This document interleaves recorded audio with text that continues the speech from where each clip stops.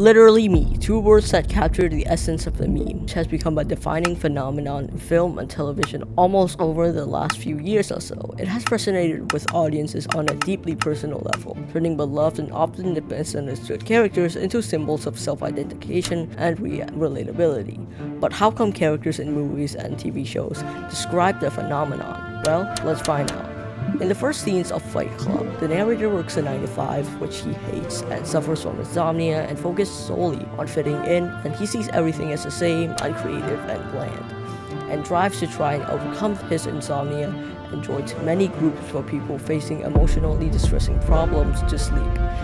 The narrator's life is devoid of any outlets for his primal, aggressive instincts. The early scenes suggest that modern society suppresses these instincts, which are traditionally associated with masculinity, which I will mention a lot in this video.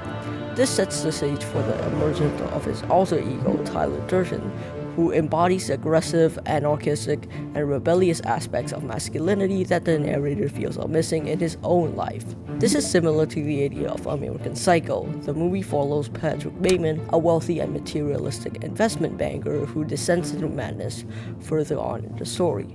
At the start, Patrick Bateman was a banker who wanted to fit in a world where wealth and status are the ultimate measures of success, and where human relationships are reduced to transactions, which leads to moral decay and dehumanization.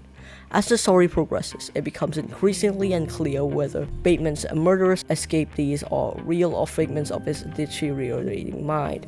This aligns with Fight Club, where everything just feels corporate and inhuman, and it becomes increasingly hard to know if it's reality or just a figment of your imaginations.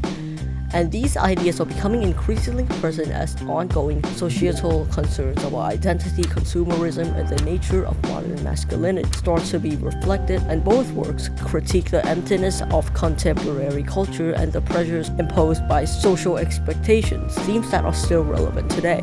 In Drive, Driver is a Hollywood stuntman and a getaway driver at night, which led him to be involved in a heist and would lose everything he had held dear for. Driver embodies an enigmatic figure whose identity is largely defined by his actions rather than his words, as Ryan Gosling has only 160 words and 50 lines in the whole movie, which also reveal the loneliness and isolation of Driver. The film presents a complex portrait of modern masculinity through Driver's character.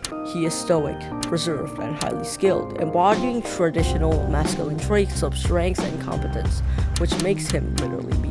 One of Ryan Gosling's other work that is similar to Drive is him as K in Blade Runner 2049.